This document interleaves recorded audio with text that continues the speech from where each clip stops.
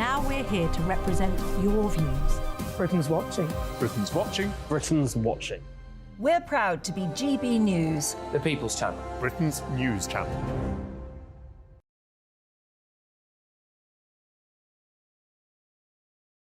Congratulations to Nigel Farage, voted by you as the nation's best news presenter at the prestigious Trick Awards.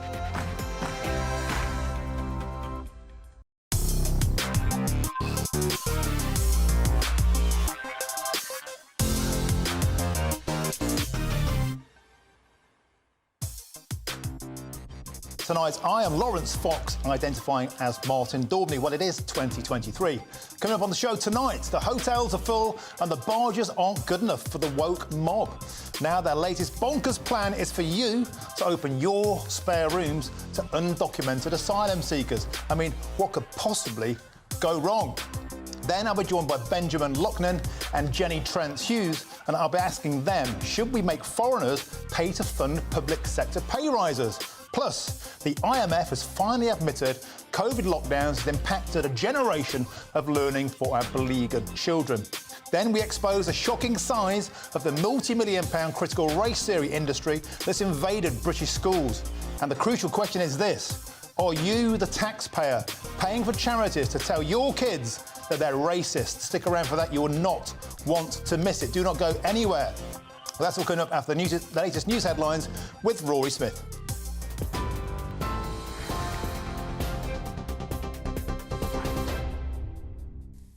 Thank you very much, Martin. A legal bid to challenge the decision by the Home Office to use former RAF bases to house asylum seekers has been approved by the High Court. West Lindsey District Council opposes the use of RAF Scampton in Lincolnshire. Braintree Council is challenging the use of Wethersfield Airfield in Essex. The two-day hearing began on Wednesday as the first migrants began arriving at Wethersfield. Well, former Home Secretary Priti Patel has told us here at GB News that laws cannot be disregarded. Braintree District Council have worked incredibly hard, and all credit to them and their legal counsel for getting us to where we are with this judicial review. It's important that local people and our local councils and statutory service bodies, that their voices are heard. We have laws in place, Nationality and Borders Act, we had the new plan for immigration in place. We worked for years to get those policies in place and that legislation in place. You can't just discard it and try to supersede it with new policies. Almost 1,000 workers at Gatwick Airport, including baggage handlers and check-in staff, will stage 8 days of strikes later this month. Unite Union says they're because of ongoing pay disputes. Workers will walk out for 4 days. That's from Friday the 20th of July, then again from Friday the 4th of August for yet another 4 days. Former Manchester City footballer Benjamin Mendy has been found not guilty of rape and attempted rape at Chester Crown Court. The France international was accused of raping a 24-year-old woman at his house in Cheshire in October 2020. He was also charged with the attempted rape of a 29-year-old woman 2 years earlier. Mendy has always denied the charges. Hollywood actors have joined a strike by screenwriters for the first time in 60 years. As well as a pay rise, actors want guarantees that AI versions of their likeness won't be used to replace them without permission or payment. Well, actress Susan Sarandon says the entertainment industry needs to support their workers. Are situations that are new, so we're in an old contract for a new type of business, and it's just not working. Well, I've been here a number of times, and it always makes me feel optimistic, because it means that there is a chance if we stick together that we can get justice, and that's what we're here for. In sport, world number 1 Carlos Alcaraz will face Novak Djokovic in the Wimbledon men's singles final. Well, earlier, Djokovic beat Jannik Sinner 6-3, 6-4, 7-6. His record equalling 46th Grand Slam semi-final earns him a record-breaking 35th final, taking him past that of Chris Evert. TV, online, DAB+ radio and on TuneIn. This is GB News. Now though, back to Martin.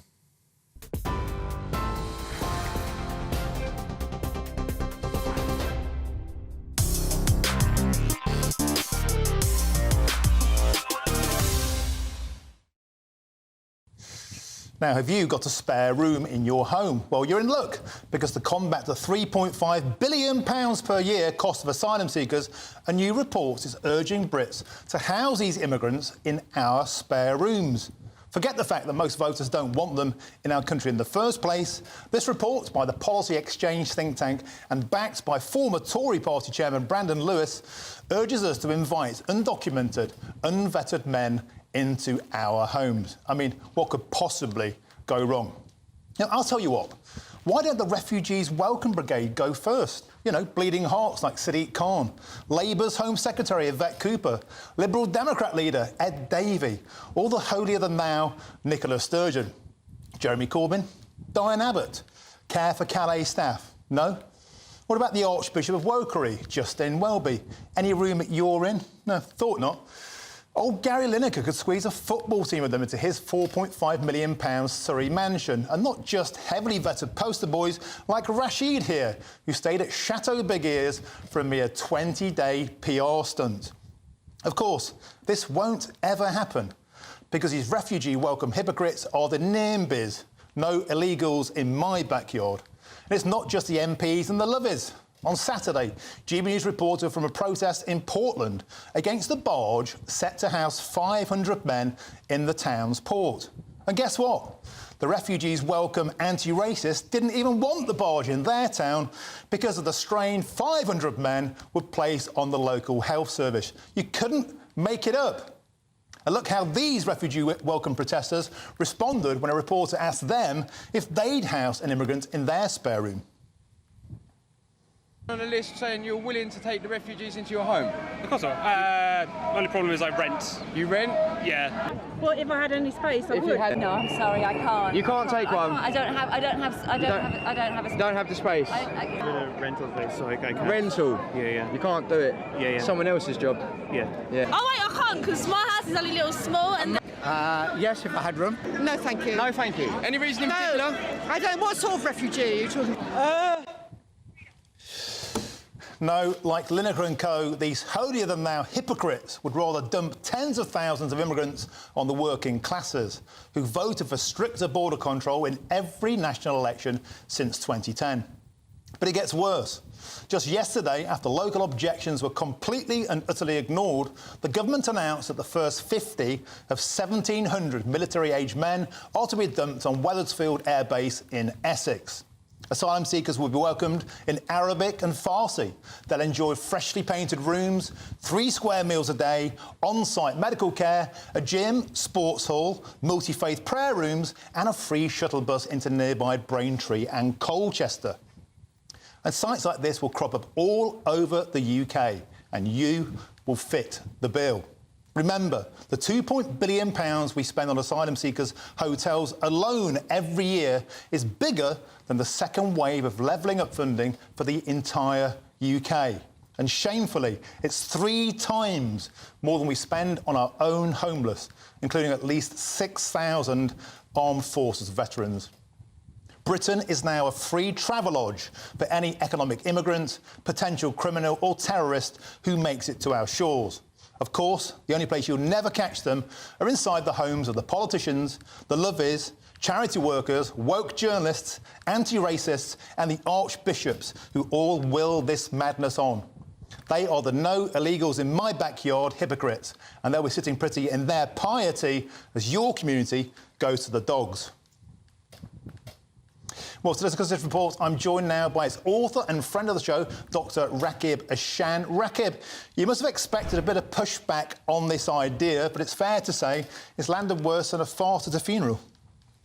Well, I think that much of the reason why I received the pushback is that many people haven't thoroughly engaged with the report, Martin. What I argue for in the report is a significant streamlining of the asylum system.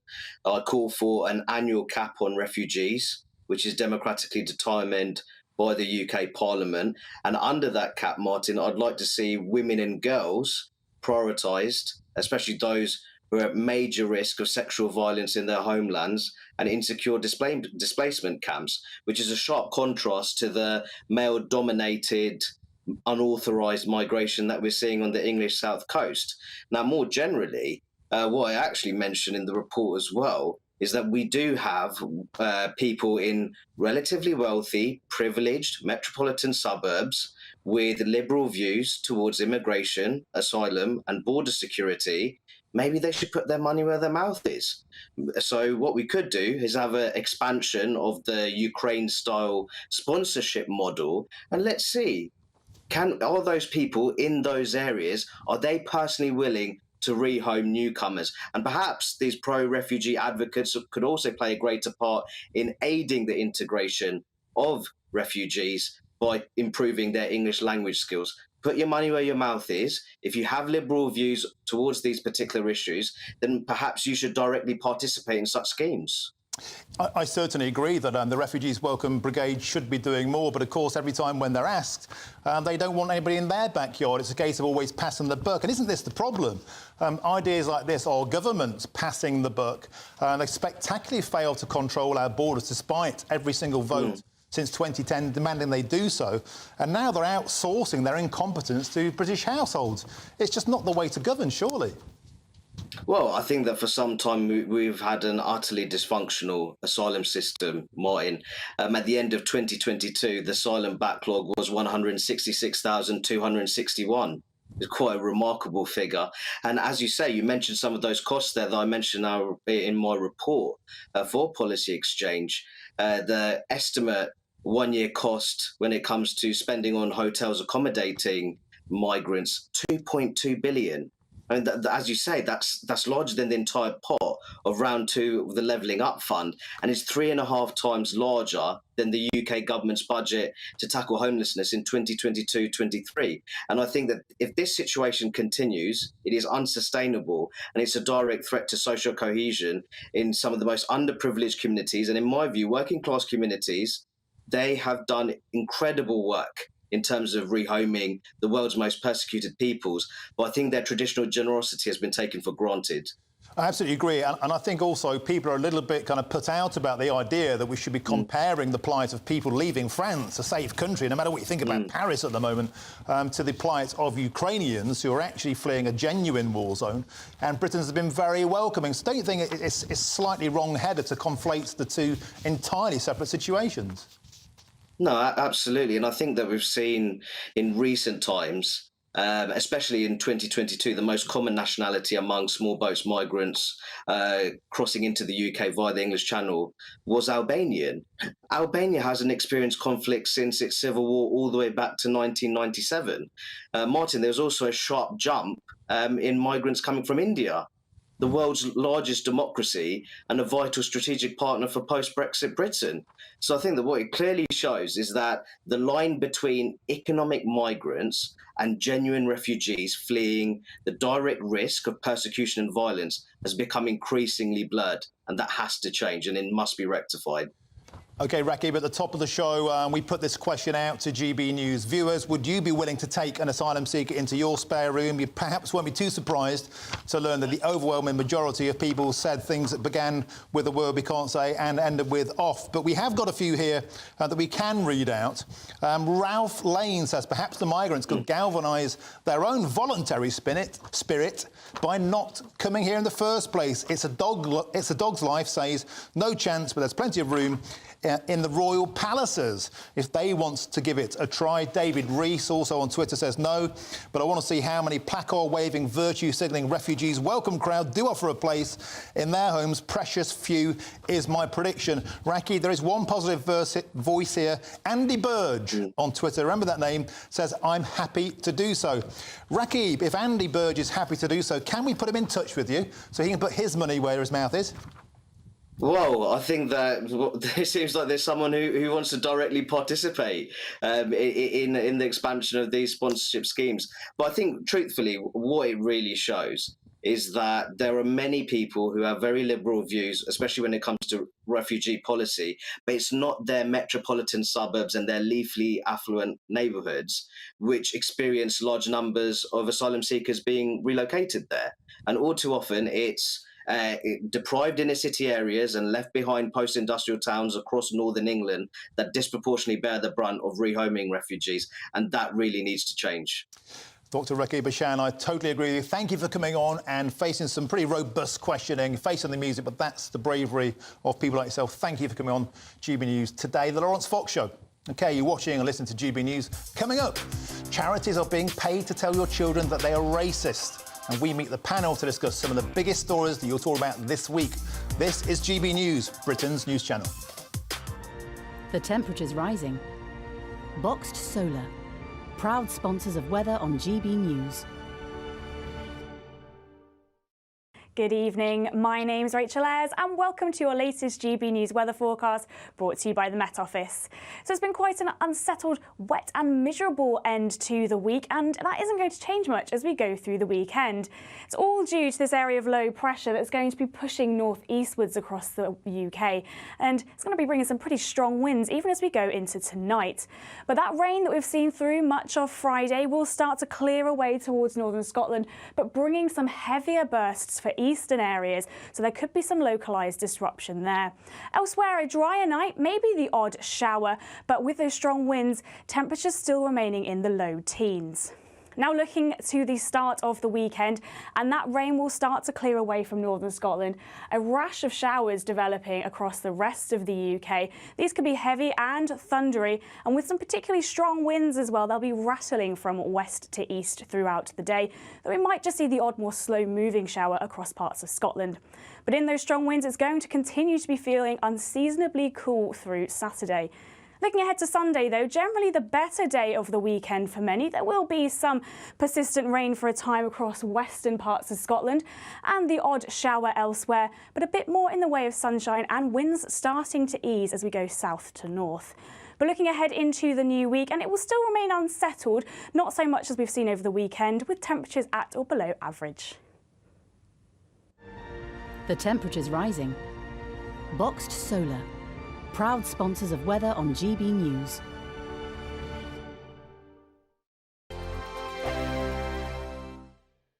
What you get for breakfast is something that, if we do our jobs right, you will wake up to news that you didn't know the night before. It's a conversation. It's not just me and Eamon. We want to get to know you, and we want you to get to know us.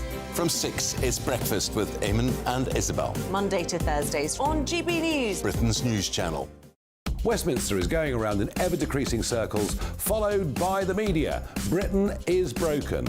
How on earth did we get into this mess? But more importantly, how do we get out of it? Join me at 7 p.m, Monday to Thursdays on Farage, here on GB News. We will have open, rational debate. We've got to work out how Britain moves forward from this. Join us here on GB News, the People's Channel. Britain is watching. When the news happens, it happens here. And really important breaking news. Breaking news this morning. On TV, radio and online, the news starts here on Britain's Newsroom. All the biggest stories and the answers that you need from across the UK and beyond. Join Britain's Newsroom from 9:30 on GB News. The People's Channel, Britain's news channel. Join me, Patrick Christie's Monday to Friday, 3 till 6. We tackle the day's news agenda like you've never seen before. It's high tempo, high octane, the most controversial topics and the best guests. You will not be able to take your eyes and ears off it. I'm not afraid to ask the questions that you really want answered. 3 till 6 p.m, Monday to Friday on GB News, the People's Channel, Britain's news channel. People in Britain, they love free speech, but they also love fair play. I don't care if I'm speaking somebody from a trade union, from the Labour Party, somebody from the SNP. And I think the viewers like to see that actually we can challenge one another, but in a positive way. We think we ask the questions that people want to ask, and often we ask the questions that we wanted to ask in Parliament but never got the chance to ask. So join us every Saturday, 10 a.m. till noon on GB News, Britain's news channel.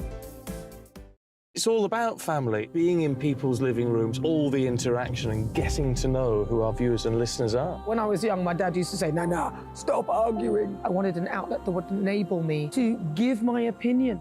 People are going through a really hard time right now, and I know that you don't feel like you're being listened to. by the establishment. I came to GB News because it's the People's Channel and I want the audience to have their say on the events of the day. We're dynamic. We do something different. Democracy shows that the wisdom of the nation is in its people. I get to travel to find out what the story is from a personal perspective. The British people aren't fools. We know when we're not being told the full story. We've got to work out how Britain moves forward from this. It's the best country in the world. The establishment had their chance. Now we're here to represent your views. Britain's watching. Britain's watching. Britain's watching. We're proud to be GB News. The People's Channel. Britain's news channel.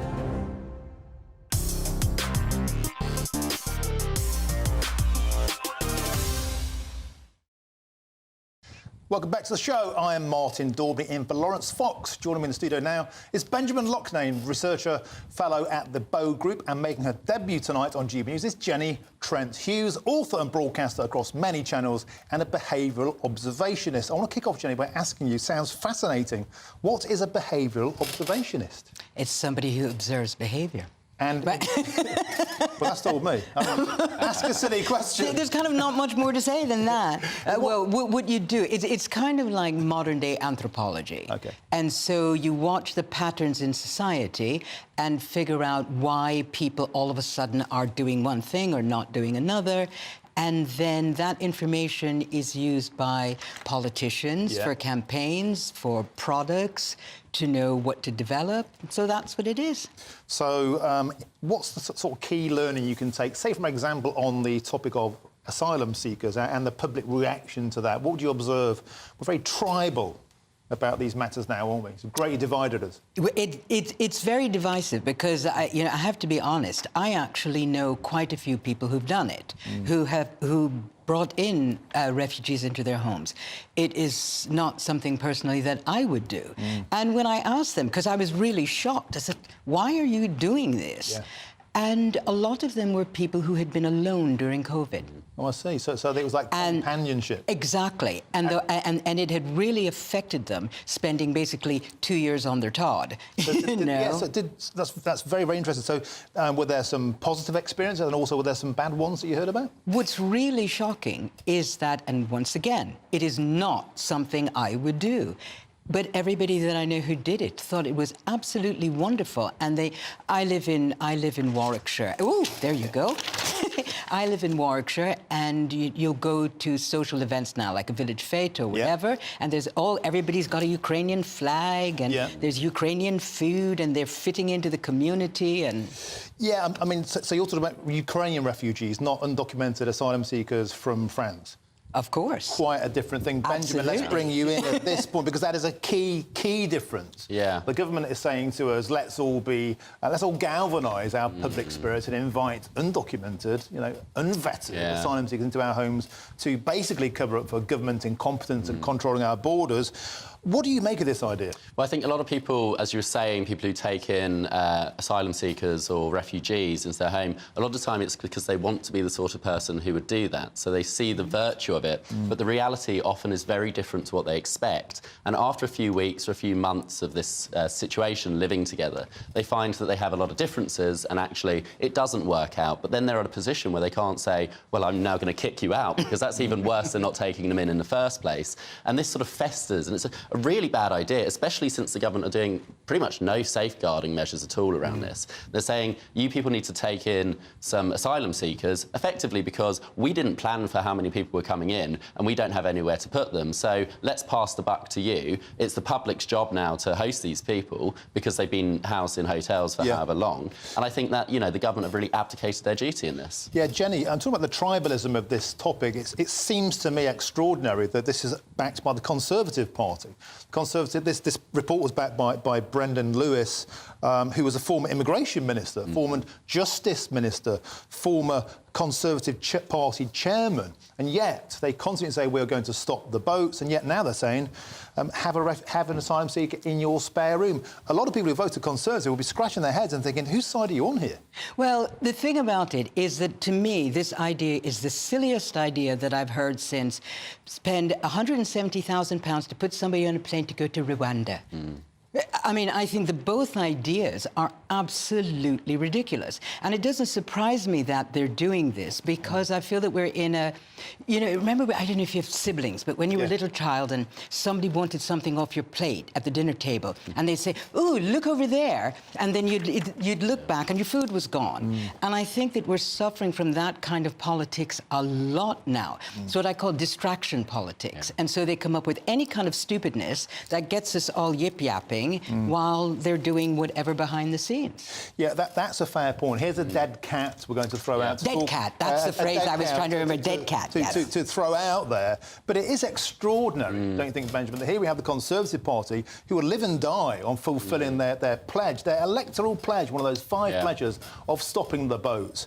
Basically saying, well, we can't stop the boats, and by the way, open up your spare rooms. Yeah, it's ridiculous, and I completely agree with Jenny about the distraction tactics. If you look at when the Rwanda policy was announced, it was effectively in the same week that the Partygate story broke. So Boris Johnson's under, you know, huge flack from the press about Partygate, and so he turns around and says, "Oh, we're going to send loads of migrants over to Rwanda." Get angry about that instead of getting angry about Partygate, and to some degree it did work. I mean, for a short time, people did forget about the birthday cake. I mean, it was lower down on the agenda than it had been. And I think they hadn't really thought through the policy. It wasn't a policy that was going to work. It wasn't a policy that was even legal. And functionally, it's never actually yielded any results. They've not sent a single migrant over to Rwanda yet. And I think it was really just, they said, well, this is a controversial policy. This will annoy all the right people. Let's throw it out there, and then it'll take the flack away from us. Yeah, and another story I want to move on to now, where I think the problem is, you know, nobody knows the difference anymore between the Labour Party and the Conservative Party, because we've got the highest taxes since World War II. We've got soaring inflation. We already have de facto open borders, an obsession with net zero that's bankrupt in the working classes, and it seems an overriding contempt for Brexit. You'd be hard-pushed to find a more socialist Tory party if you tried. But today, if you ask me, they went full Corbyn, because they backed an uncosted, unsourced £2 billion a year public sector pay rise. Tonight, I want to ask my panel, with Britain £2.6 trillion in debt, can we even afford this? Jenny, I'm going to turn to you. This is exactly the sort of thing that you'd expect the Labour Party to be doing, giving away billions, £2 billion per year, and they've even admitted, the Tories, they haven't got a clue, they haven't got a Scooby where the money is going to come from. This is Corbynomics. Well, see, I don't really believe that they don't know where it's coming from. I think they just don't want to tell us. OK, so where do you think... Look, the only way of doing this is printing more money, taxing more, or making cuts. Well, there's a part of me that feels that there's a lot more money lurking around than we think. Because when they put it this way, when they want money for something, the money appears. Ukraine. You know, so, well, but think about COVID. All the money that was wasted on, you know, PPE that didn't fit, PPE that wasn't really PPE, you know, all of that. Yeah. Billions was spent. Where did that money come from? So I think that they actually do have money. And I think also, too, that they're trying to put the squeeze on us for lots of different things, because all they need to do is tax the profits more of the oil companies, tax the profits more of the, you know, of the companies. But they won't do that. Well, if they do that, it might drive away those companies and leave us more... Their donors, at the realms of importation of stuff we don't want to do. But back to this topic. If the Tory party are caving in to unions on pay demands, although, of course, the junior doctors are still going on about wanting 30%, and the nurses is at 27%, which strikes me as frankly kind of toy town, kind of imaginary unicorn politics. But nevertheless, one of the schemes that they put forward today, an idea I'd like to talk about with you, Benjamin, is the notion of taxing foreigners, arrivals in the UK, £400 a pop, to pay for half of this pay rise. So they say foreign people coming in will donate £1 billion if we tax them at £400 a head, to make them pay, because, of course, they haven't put money into the service so far. Is that an idea that you think has merit? Well, I don't think it's worth discussing, because it will never happen. It's one of those ideas they float out there to get people talking about. Again, as you say, distraction politics, but will it ever actually happen? I think it's very unlikely. Half the policies they announce get discarded within the matter of months. But in terms of the pay rises, I don't think there's anything wrong with people asking for pay rises. If you look at real-term wages, you've seen wages fall in line with, against inflation and the cost of living. People are actually making less money now than they would have been 10 years ago doing the exact same job. So people are getting a pay cut year on year. So I don't think it's the worst thing in the world to say, look, the cost of living's gone up, inflation is in a death spiral, we would like a bit more money so that we can, continue to live the life that we've become accustomed to. Would you like to know what a behavioural observationist does? A behavioural observationist wonders why we live in a world where people are complaining about nurses and doctors getting 2p more an hour, and a footballer comes along and he gets £500,000 or £1 million a week, and everybody says that's very good. I think it's because it comes from a public purse, and that's the distinction. As long as it's private, they don't mind how much people are paid, but when they know they've got to pay for it through taxes, that's where it becomes an issue. Yeah, and also, isn't there an issue that we have the Bank of England continually telling us that spiralling wages are what's driving inflation? The government tell us all the time, we've got to cut back, we've got to save money, we've got to get refugees into our spare rooms because we've got no money left to pay for hotels, and yet pumping £2 billion into the pay packets of public sector workers surely is going to impact on it doesn't make any sense. It doesn't make any sense unless they say where the money really is going to come from. And if they really wanted to raise money, what I feel they really need to do is make the distinction between refugees and economic migrants. And allow a lot of the people who come in who aren't allowed to work, allow them to work so that they pay taxes. We would probably be able to pay for a lot of the things that we have shortages with. Yeah, by the way, for what it's worth, I think the public sector workers do deserve a pay rise, and they're massively underpaid. I'm friends with a lot of teachers. My mother was a teacher for all of her career. My missus is a TA. I want to point out that armed services people are getting the lowest pay rise at 5%. What does that say about how we value our veterans and our armed services compared to the rest? But anyway, it's a huge talking point. Send your views over on that or any other topic, gbviews@gbnews.com. You're watching and listening to GB News. Still to come, critical race theory. Should we be teaching children that they are racist? We'll be back in 3. The Live Desk with me, Mark Longhurst. And me, Pip Thompson. It's here Monday to Friday on GB News. From midday, we'll bring you the news as it breaks, whenever it's happening and wherever it's happening, from across the UK and around the world. Refreshing, feisty, but with a bit of fun too. If it matters to you, we'll have it covered on TV, radio and online. Join the Live Desk on GB News, the People's Channel, Britain's news channel. So Jubes and Kerr, we tackle the issues of the day with real robust debate, both sides of the fence, battling it out with me in the middle with my forthright opinions and views. And often really interesting things happen because you start with a position and then by the end of the debate you find actually, well, I might not have thought about that one. What we need in this country is 2 new political parties. You should maybe think about doing a 2024 calendar. I'm Michelle Dewberry and I'm keeping you company right through until 7 o'clock this evening. GB News, the People's Channel, Britain's watching. Monday to Thursday, 9 p.m. till 11 p.m. Join me, Dan Wootton. I'll bring you the sharpest takes and hottest debates. Do you not believe in prison? I don't believe in prisons. I'm completely stunned. I guarantee you there'll be no spin, no bias, no censorship. I actually was personally quite offended by it. And no reason to go to bed. So I guess they've always been quite woke. That's Dan Wootton tonight on TV, radio and online. Monday to Thursday from 9 p.m. till 11 p.m. on GB News. The People's Channel, Britain's news channel. In a world of dull and predictable radio and TV shows. Oh, hi. On Mark Dolan tonight, we've got big guests. We drill into the big stories of the day. The show adds up to a brilliant listening and viewing experience. Mark Dolan Tonight is the most entertaining current affairs show ever, and that's a fact. That's Mark Dolan Tonight, Friday, Saturday and Sunday from 9. Only on GB News, Britain's news channel. Like all families, we have arguments every now and then, but actually we agree on what the mission of GB News is, and that's the most fundamentally important thing. GB News provides the kind of platform that lets all voices be heard. We don't hold back. We're free to say what we really think. Just because some people who live in a tiny little Westminster bubble think that their particular story is important, that's not the most important story for me. And often there will be difficult stories, stories that you won't find on the establishment media. Because what people think in the north of England may be very different to what they're thinking in the home counties. We're going to carry on telling the world what life is really like for households up and down the UK. You love to be in your car, in your kitchen as you're having your breakfast. Whatever you're doing, you are part of the show. If it matters to you, it matters to us. Britain's watching. Britain's watching. Britain's watching. We're proud to be GB News, The People's Channel. Britain's news channel.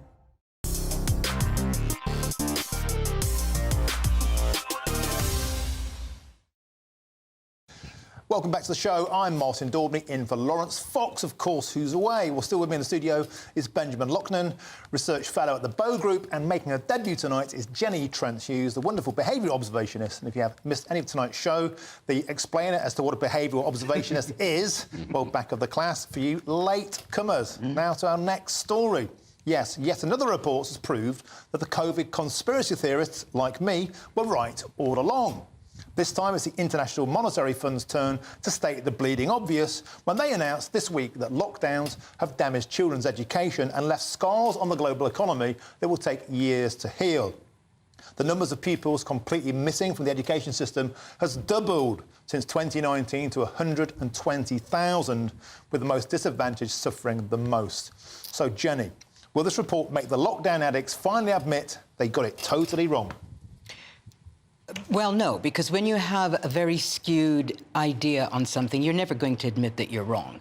You know, they're just going to keep banging on, yes, it was fine, whatever. But what I care about, because I've actually written a program called Life After Lockdown, and we have got to stop moaning about what it did to us, what it's doing to our children. We need to start enacting solutions quickly.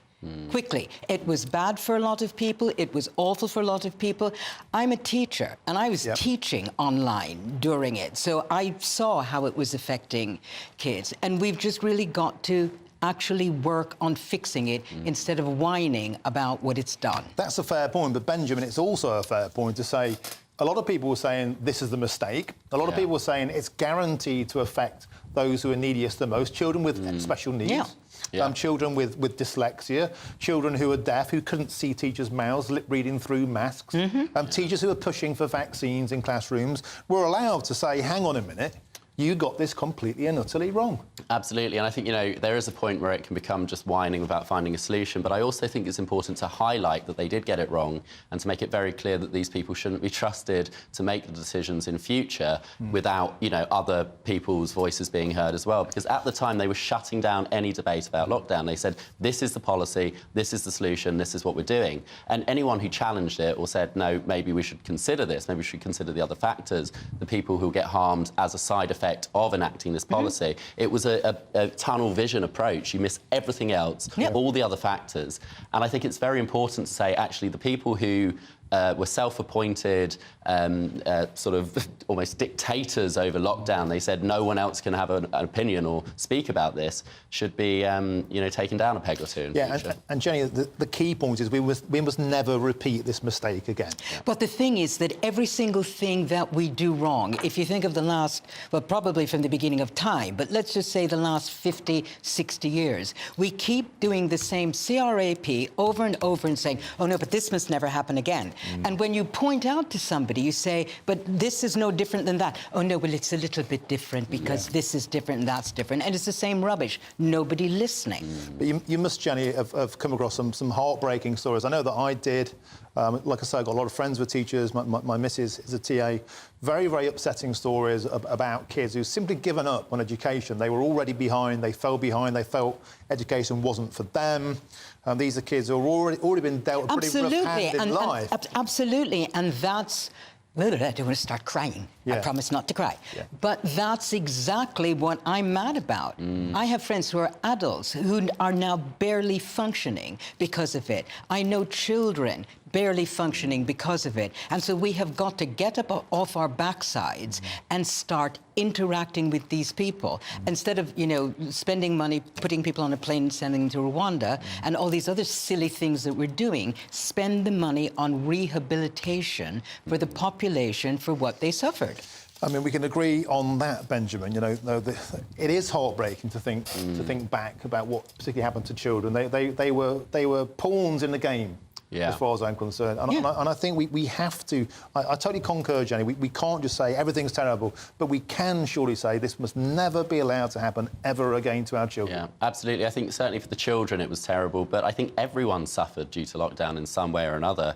I mean, there's a lot of people I speak to who have a sort of amnesia about lockdown. They think about it as, you know, oh, do you remember that time we got to work from home and make banana bread and all the rest of it? But you remind them of things such as, do you remember when people got arrested for going for a walk with a cup of coffee? Or do you remember when people got fined £10,000, these peccadillos, these tiny breaches? None of those fines have been overturned. None of these things, now that it's supposedly over. I mean, the World Health Organization said the global health emergency was over. Well, why are we still trying people in court for breaches that happened 2 years ago and still fining them? What's the public interest in that? And I think, people have just forgotten what was done to them. I agree. And, Jenny, one of the key findings of the IMF report is the economic impact. Because, of course, if you hamper a generation's educational opportunities, you're putting them behind in the job market down the line. You know, the most disadvantaged are already the least likely to attend university in Britain, especially the white working classes and especially boys, something I've campaigned on for a long time. They're going to be further and further behind. And now they're saying another conspiracy theory has come true.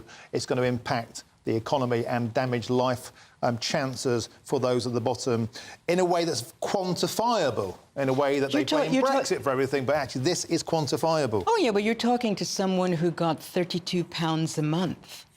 You know, that was the allowance. Because I'm self-employed, I was entitled to £32 a month. That was what I had. That was what I was supposed to be living off of the entire time. I got nothing because I was between jobs. I think a lot of people did. A lot of people got nothing. There were certain people who got fair load and really enjoyed it because they did less work and they're from home and they still got their full wage or most of it. But a lot of people went out of business. They lost their livelihood. Absolutely. We're forgetting about the people who ended up, unfortunately killing themselves as a result of these sorts of things. And all of that is brushed under the carpet. And when we look at what lockdown actually achieved in terms of preventing the spread or so on and so forth, the science isn't there to defend. But what do we do, though? You see, what my complaint is what do we do?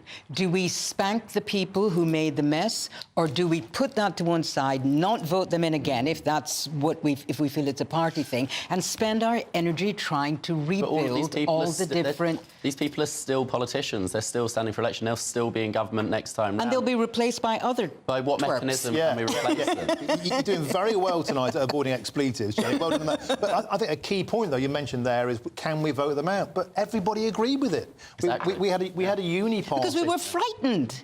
Were we, or were we cowards? And did we act on logic and observational data? Like, how children aren't spreading this. Only 10 children died in all of the UK who had serious underlying health conditions already. The facts of the matter were that instead we had a paranoid propaganda campaign where you can kill your granny. It wasn't based on fact, it was based on fear. Yeah, absolutely, it was based on fear. But also, I think the politicians didn't have the backbone to do their job. Their job is to be the ones who scrutinise the evidence and lead, and taking that leadership is something they've... But they didn't listen to the evidence. They didn't care about the evidence. They didn't even look at the evidence. They just went with what the mood was and what the tone was, and they all voted for it. And the Labour Party went along with it. They provided no opposition at any point during those 2 years. That was their one job, was to scrutinise what the government was doing. Well, we didn't have an opposition. Benjamin, Jenny raised an excellent point. Should we forgive and forget? Or should we see some form of trial? I think you can only forgive once you've dealt with what was done and ensured that it can't happen again. Because if you just forgive with no remorse, if they've said, no, we did nothing wrong and we all move on, it will happen again. Yeah. It will. And we also have a graphic we're about to show you of NHS waiting times. There was a fantastic report today in the Telegraph from a heart surgeon who says people are so grateful for any form of care they're getting, because waiting lists are now so big because we became the COVID health service. Look at that there, that's waiting lists. You can see where lockdown started, boof, it takes off like a rocket. That is a tangible, direct consequence of this disastrous experiment, the same as we're now seeing on children. So, Jenny, I hear what you're saying. You're very humanitarian, you're very compassionate, you're very caring, but other people aren't quite in that place yet, and they think we were systemically failed by our political class. Can I come back and talk about the NHS? Please do. Thank you. Do it now. Oh, right now. Yeah. No, because I just went through a very intense 3 months.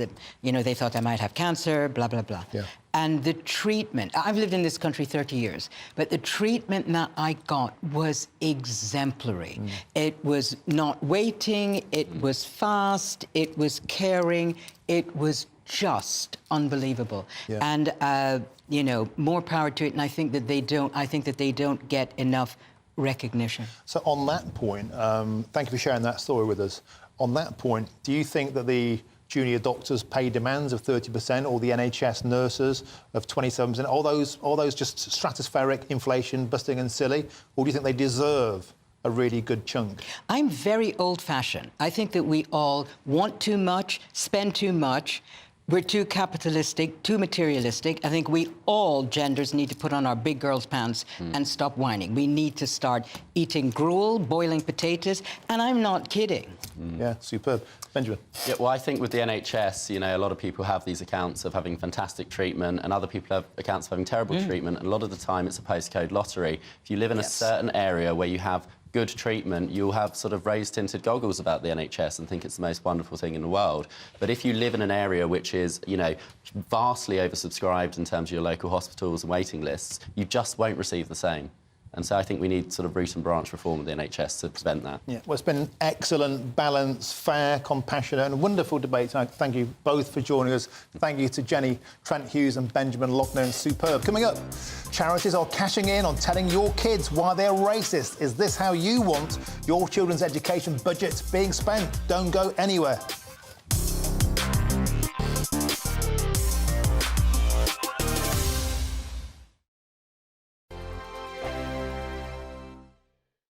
Monday to Thursday nights on GB News. At 6, it's Dubes & Co. 7 o'clock, Farage. At 8, join Jacob Rees-Mogg. And at 9, Dan Wootton Tonight, followed by Headliners. On TV, radio and online. This is GB News. Now then, Lee Anderson here. Join me on GB News on my new show, The Real World, every Friday at 7 p.m, where real people get to meet those in power and hold them to account. Every week, we'll be hearing your views from up and down the country in the real world.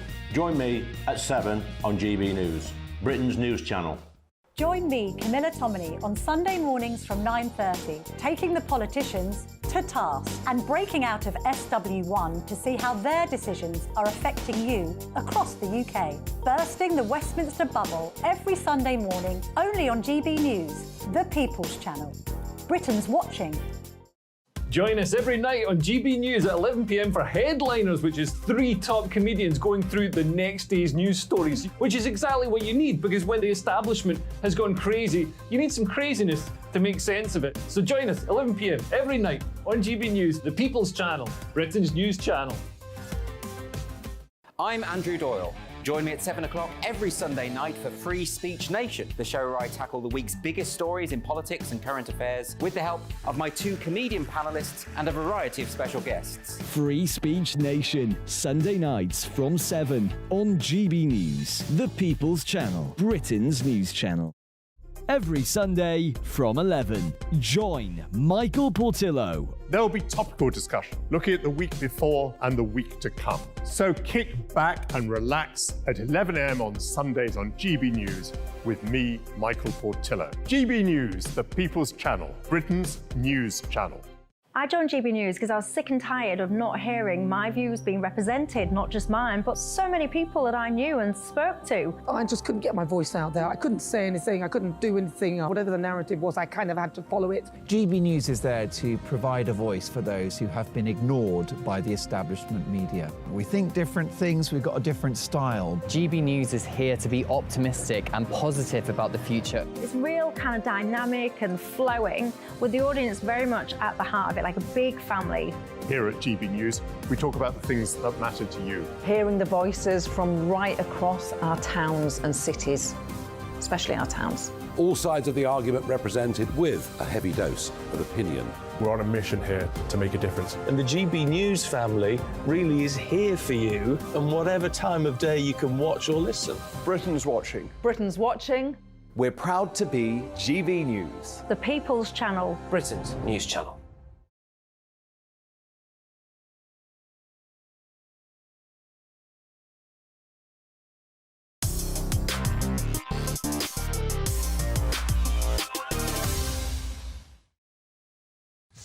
Welcome back to the Laurence Fox Show with me, Martin Daubney. Well, this week, a shocking report was published that for the first time revealed the true size of the multi-million-pound critical race theory industry that's invaded British schools and is teaching your children that white people are inherently racist. The report was called Who Are the Experts? An investigation into anti-racist third-party organisations in schools. It was written by Don't Divide Us, a grassroots movement that calls itself the UK's common sense voice on race. Well, I'm delighted now to be joined by its author and Don't Divide Us director, Dr. Alka Sehgal-Cuthbert. Hello to you, Alka. Fantastic report, which I've read in its entireties. Shall we first start off? Can you give us a flavour of some of the more extreme teaching practices that your report unearthed? OK, well, hello, thank you. Thank you for having me on. I think what you can see in terms of the content is that in some cases we are seeing very explicitly children being told that they are bearers of white privilege, or that they sort of have to see themselves in terms of being oppressed. This can take the form of being split up into affinity groups, which is sort of come from America. We've also seen, it's been in the press this week, schools take various forms of positive action, including in, providing funding for supplementary classes for children only of black or black heritage families. We see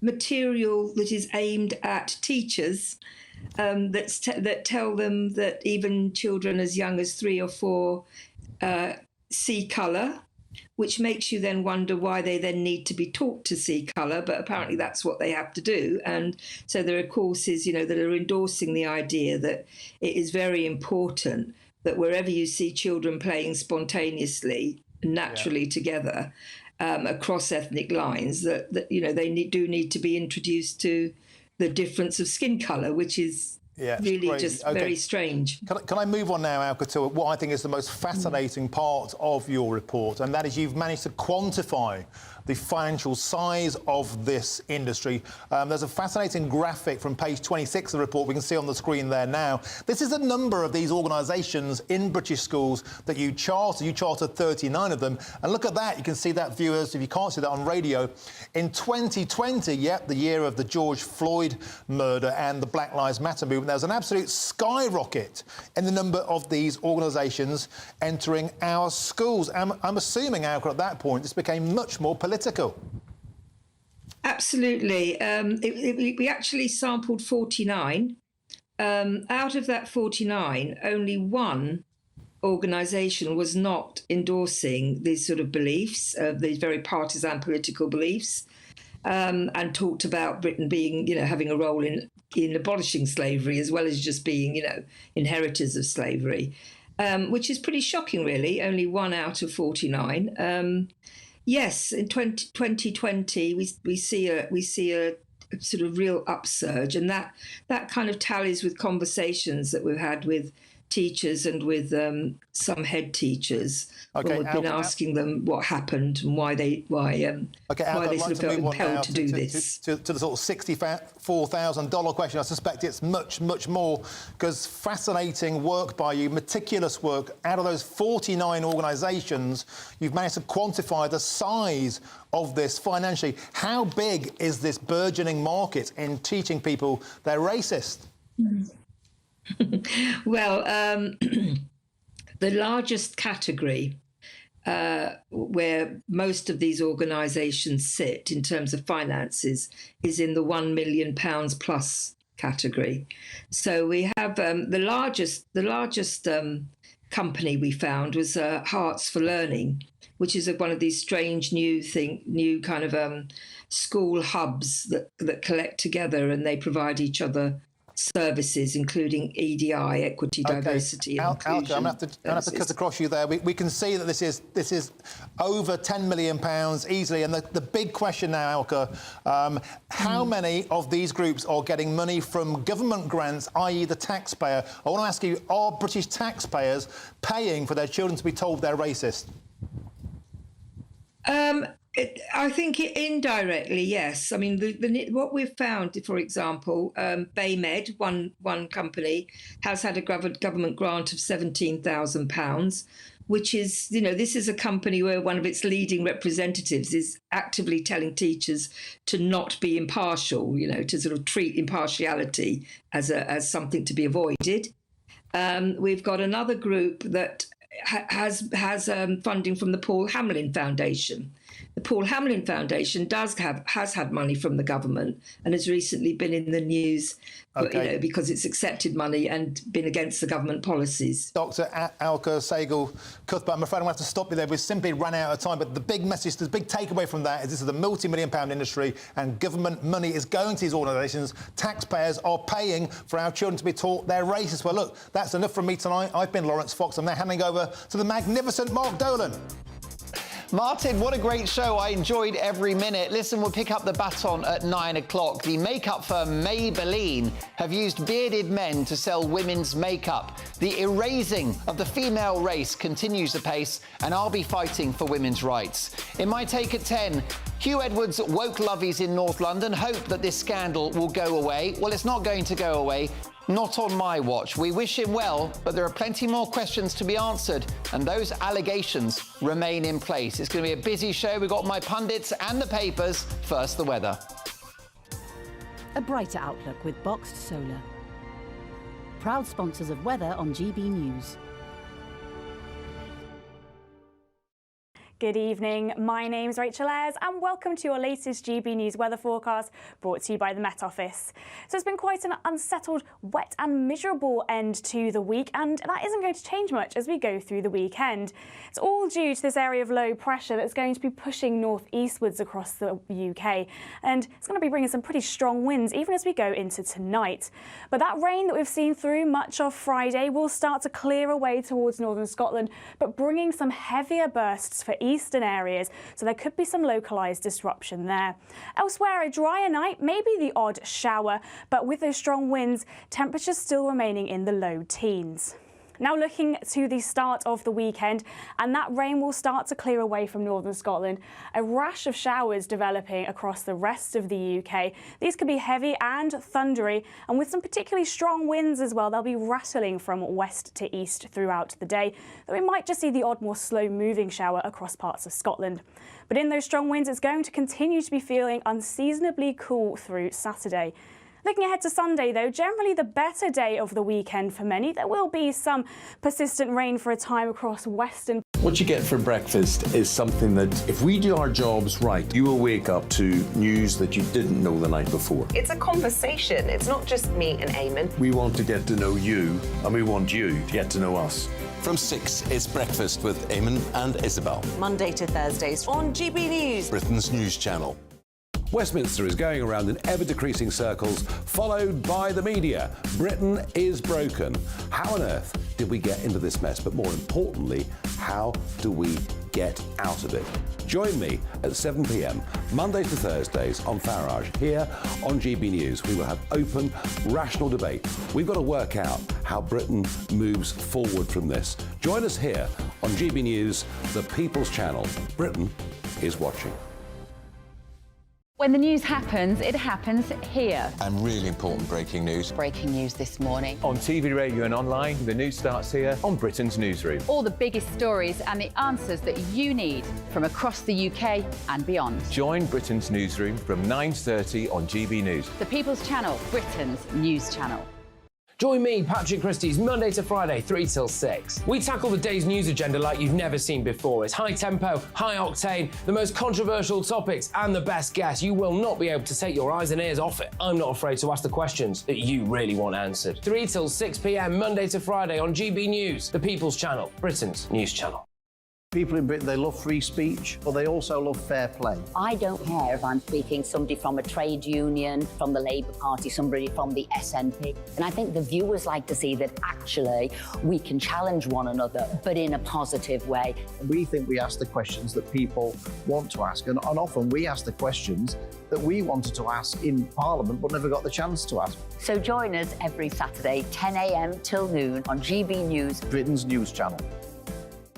It's all about family, being in people's living rooms, all the interaction and getting to know who our viewers and listeners are. When I was young, my dad used to say, "Nana, stop arguing." I wanted an outlet that would enable me to give my opinion.